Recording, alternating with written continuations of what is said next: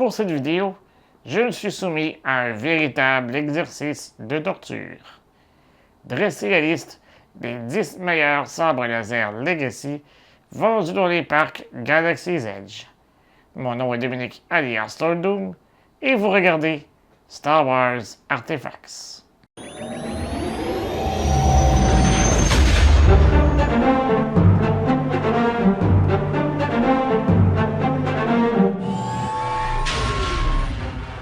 Vendus depuis 2019 au Black Spire Outpost de Batuu, les sabres laser Legacy font partie des objets les plus convoités des visiteurs.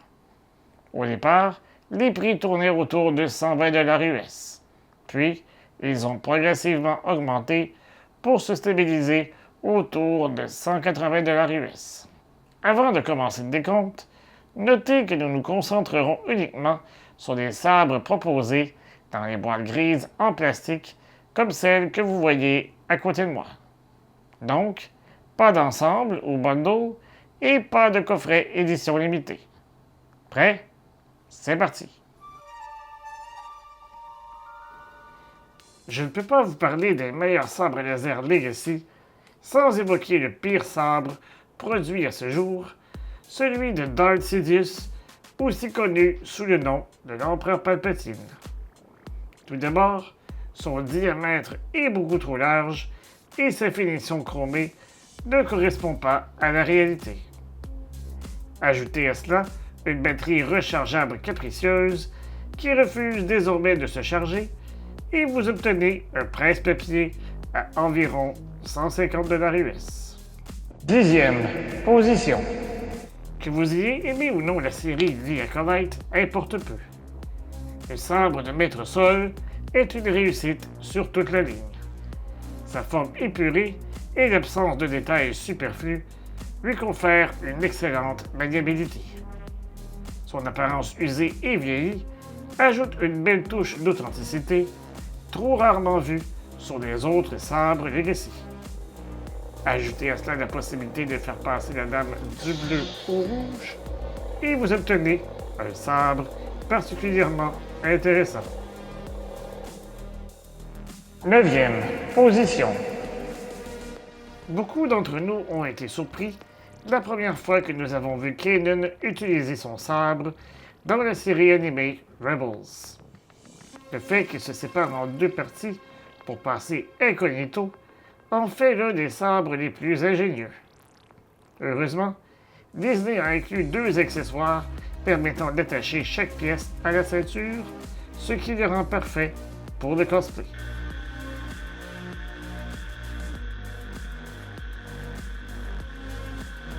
Huitième position. Aperçu pour la première fois dans le jeu vidéo Jedi Fallen Order, ce sabre est rapidement devenu un favori des fans. Il n'est donc pas surprenant qu'il ait remporté le vote du public à l'automne 2020. Vous avez également la possibilité de connecter un second sabre identique afin de recréer celui du maître de Cal, Jaro Tapal. Le sabre se distingue par son émetteur en forme de U qui laisse apparaître une lame illuminée au centre.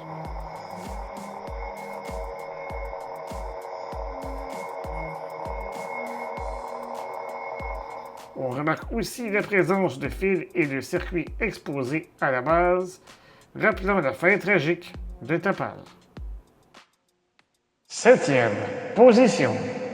Le Halcyon a peut-être effectué son dernier voyage, mais l'un des objets les plus précieux vendus à bord reste sans aucun doute le sabre d'entraînement inspiré de l'activité proposée à bord du Galactic Star Cruiser.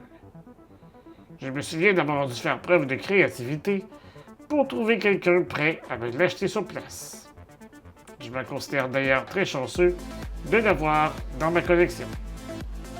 À ce jour, il s'agit du seul sabre de Legacy à avoir été vendu dans une boîte noire plutôt que grise. À l'intérieur, de petits médaillons aimantés avec l'alphabet Oromesh permettent de personnaliser le sabre. Toutefois, ce que je préfère, c'est le son qu'il émet une fois activé.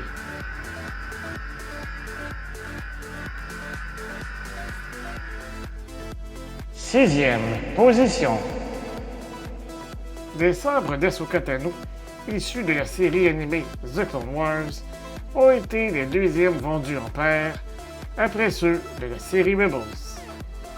Le plus long rappelle le katana d'un samouraï, tandis que le plus court peut être comparé à un wakizashi. Le design est simple et favorise la maniabilité. Toutefois, la principale raison pour laquelle cette paire figure dans le top 10 est qu'elle a été la première à offrir un changement de couleur. Il est possible de passer du vert au bleu pour suivre l'évolution du personnage au fil des saisons de la série. 5e position. Que vous soyez un fan ou non de la postlogie, il faut reconnaître que le sabre de Kylo Ren a apporté une touche novatrice en matière de design.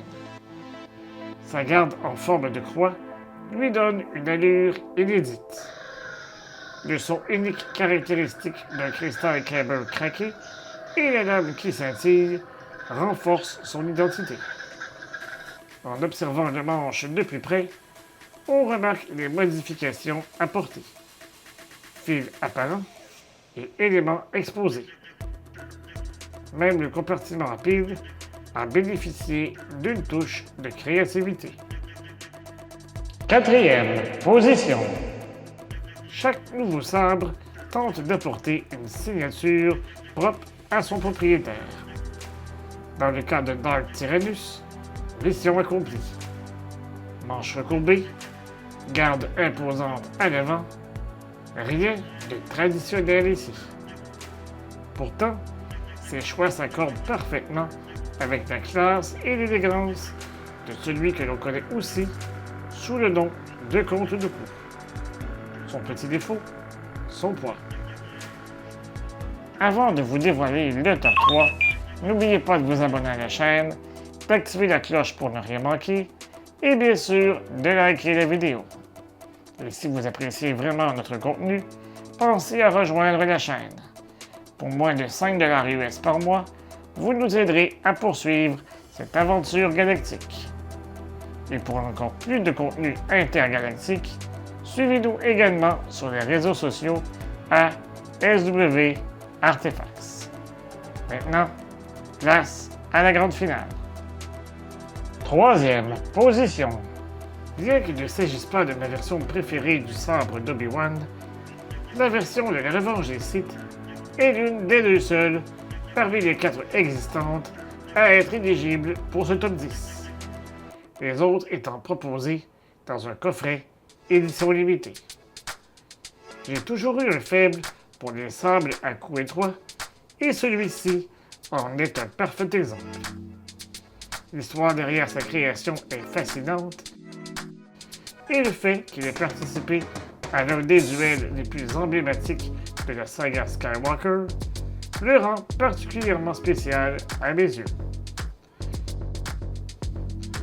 Cerise sur le gâteau, Ewan McGregor a tenu mon sabre dans sa main le temps d'une séance photo.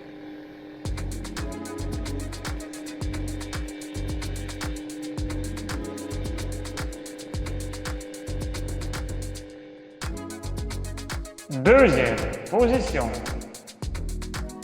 La première fois que j'ai vu le sabre de Mace Windu, ce fut un véritable coup de cœur.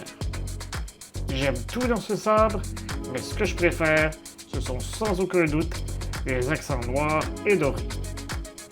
Ils apportent du caractère et une touche de noblesse aux manches. La rareté de la lame violette, ainsi que le son grave distinctif du sabre, ne font qu'accroître mon appréciation. Il n'est désormais plus proposé en boîte grise. Il faut donc l'acheter en ensemble avec lame et support pour l'ajouter à votre collection. Et en première position, depuis aussi longtemps que je me souvienne, j'ai toujours rêvé de posséder le sabre de Luke Skywalker vu dans le Retour du Jedi. Vous pouvez donc imaginer à quel point ce fut un moment spécial lorsque je me suis procuré la version Legacy. Encore une fois, il s'agit d'un sabre à coups étroits, preuve de mon affection pour ce style.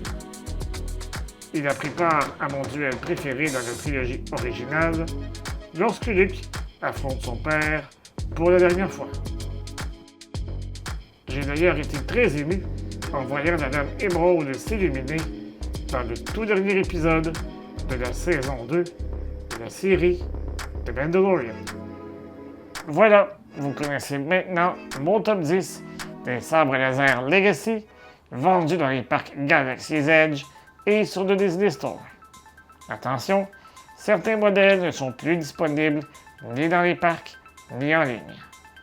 Cet exercice a été un véritable supplice car j'ai l'impression d'avoir dû laisser de magnifiques sabres de côté.